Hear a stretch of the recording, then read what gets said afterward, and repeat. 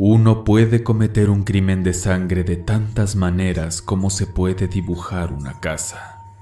La creatividad que tenemos para cometer actos delictivos es impresionante, y es gracias a los criminalistas que podemos descubrir quiénes fueron los artistas de estas siniestras obras de arte, sus motivaciones y gustos.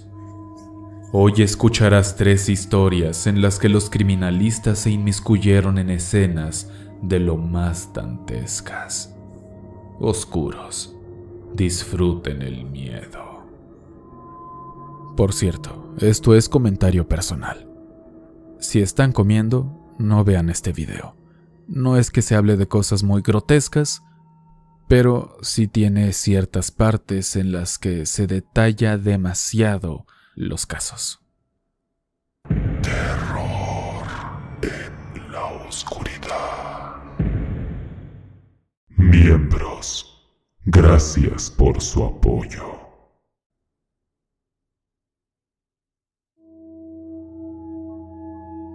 Crimen bestial.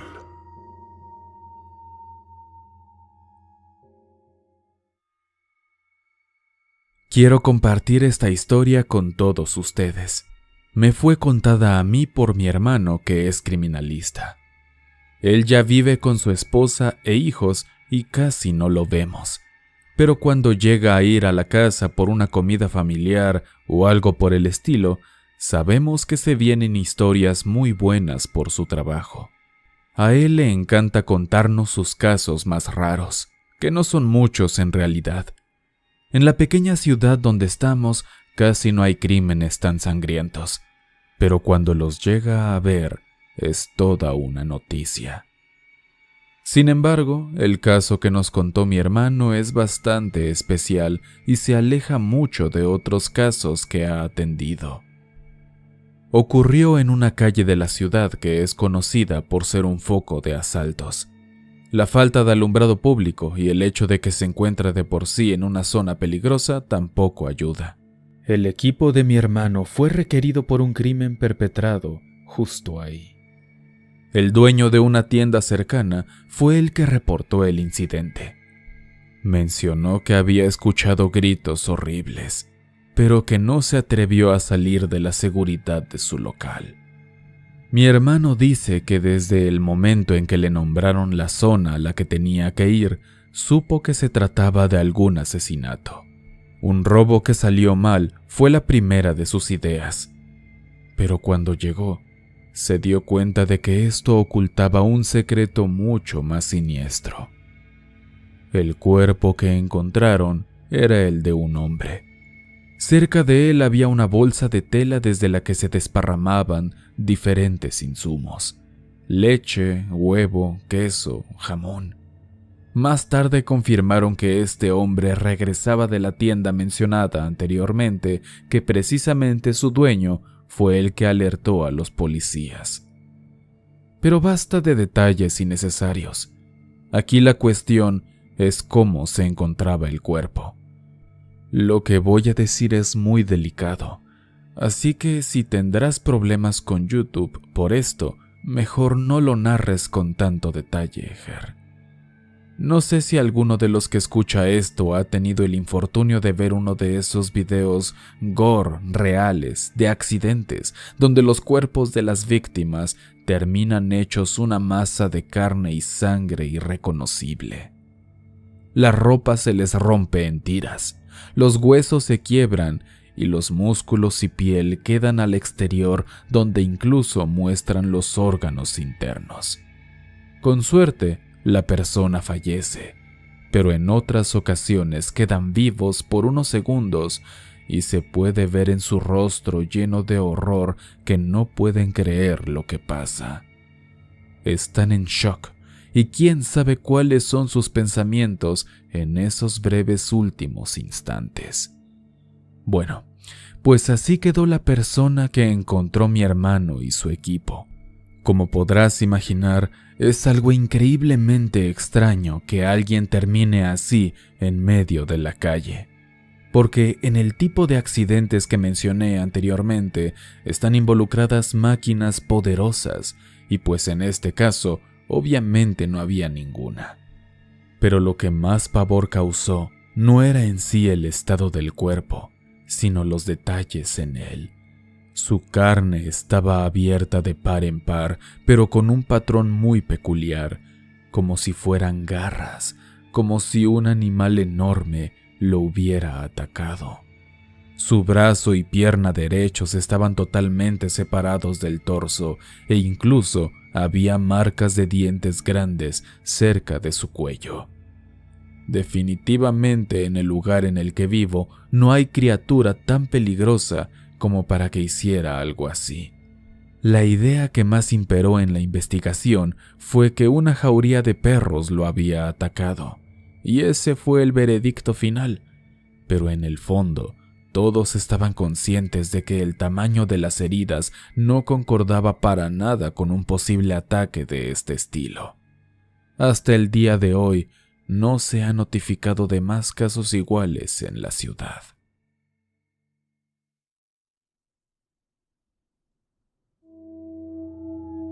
El constructor artista.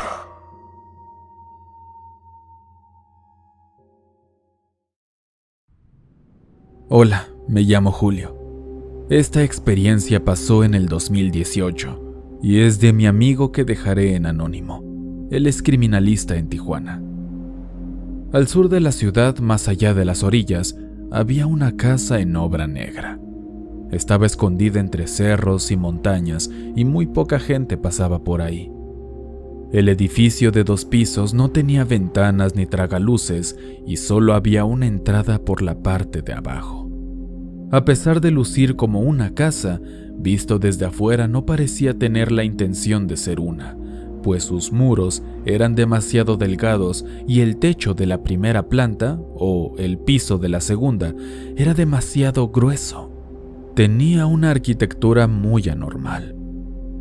Una señora que trabajaba en unas casas de una localidad cercana tenía que caminar al lado de este edificio casi todos los días. Ella cuenta que cuando no hacía aire no podía percibirlo, pero cuando el viento soplaba y ella cruzaba enfrente de la casa, podía oler un aroma espantoso. Por la mente le pasaban infinidad de explicaciones, pero nunca nada aterrador. Un buen día, curiosa y con la entrada abierta, se asomó para ver qué es lo que olía tan mal. Gracias a que era de día y el sol penetraba ligeramente, podía ver más o menos el interior, pero no encontró nada raro y menos porque estaba muy oscuro aún con la luz. Recordemos que no había ningún tipo de ventana. El problema aquí es que este era un olor que la señora nunca había sentido antes y algo la estaba preocupando por alguna razón. Se lo comentó a la señora que vivía en la casa en la que ella trabajaba, y entre la plática surgió la idea de que quizá habría un muerto ahí. Espantada, la señora decidió avisar a la policía. No estaba de más. Los oficiales llegaron en su vieja camioneta una mañana y echaron un vistazo adentro. A ellos también se les hacía raro el olor, pero no veían de dónde provenía. Uno de ellos entonces, por azares del destino, levantó la linterna al techo y entonces vio las manos y los dedos. Pequeñas extremidades colgaban del techo a plena vista, pasando a través de varios agujeros hechos con mucho cuidado. Aterrados, los oficiales subieron las escaleras mal hechas para llegar a la segunda planta, pero no vieron más que un piso plano y bien construido. Ahí se dieron cuenta que había cuerpos enterrados en el piso de la segunda planta, o dicho de otro modo, había cuerpos enterrados en el techo de la primera planta. Fue entonces que llamaron a varios equipos, incluidos los criminales donde está mi amigo. Él dice que le pareció impresionante y muy aterrador al mismo tiempo cuando vio por sí mismo las manos y los dedos colgando del techo. Era la escena más bizarra que había visto en su vida, y el hecho de que alguien pudiera hacer algo así lo dejó pasmado. Destruyeron casi toda la vivienda y liberaron los cuerpos que ya se hallaban en estado de descomposición. Cuestionaron a la señora que llamó a la policía si ella había visto alguna vez al constructor, y dijo que solo una vez vio a un tipo regordete, moreno y calvo con playera blanca sin mangas que estaba haciendo algunas cosas ahí, pero nada más. Nunca se encontró al culpable de tal acto.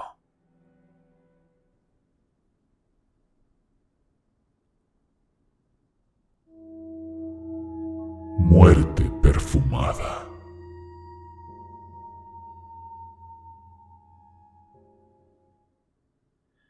Mi papá trabaja como criminalista. Aunque a él no le gusta hablar de sus casos, a mí me encanta cuando lo hace. Es muy emocionante. Aunque la mayoría son aburridos, hubo uno que me contó que me pareció extremadamente interesante y también me hizo sentir muy insegura. Ocurrió hace ya bastante tiempo. Mi papá fue llamado para investigar algo que se habían encontrado en un basurero cerca de una estación de policías. Era un montón de basura que olía muchísimo a perfume barato, pero en serio, era tanto que se volvió penetrante y desagradable, y la cosa es que no solo era eso, sino que también se podía sentir un olor horrible a descomposición y basura combinados. Mi papá dice que cuando llegó, ni su cubrebocas le ayudó a contrarrestar el hedor. Dentro de una de las muchas bolsas de basura, había una en especial que parecía ser el foco de todos los aromas. Cuando la abrieron, se dieron cuenta de que dentro había una cabeza de un hombre revuelta con intestinos. Mi papá casi se vomita ahí a pesar de tener tanta experiencia en el campo. Más tarde, después de las investigaciones, se dieron cuenta que esa cabeza pertenecía a un hombre que lamentablemente se había perdido y ya estaban sus datos en alerta Amber. Pero quedaba la pregunta, ¿dónde estaba el resto del cuerpo? Bueno, encontraron una parte un día después gracias a una denuncia de un habitante de una vecindad a unos kilómetros de distancia. Eran los brazos del tipo, y los encontraron porque la bolsa en la que estaban metidos olía también horrible a descomposición y a muchísimo perfume. Parte por parte fueron hallando las piezas de este hombre hasta que parece ser que lo encontraron por completo. El asesino creo que no era muy listo, porque terminaron encontrándolo gracias a grabaciones que adquirieron de la zona. Mi papá no sabe mucho más del caso porque lo cambiaron a otro, pero dice que escuchó por sus compañeros que este hombre tenía el sueño de ser un asesino en serie como los famosos que han existido como Ted Bundy o Charles Manson, y que quería que su firma fuera el perfume barato. Algunas personas tienen aspiraciones muy raras y estúpidas, pero bueno, espero les gustara esta experiencia.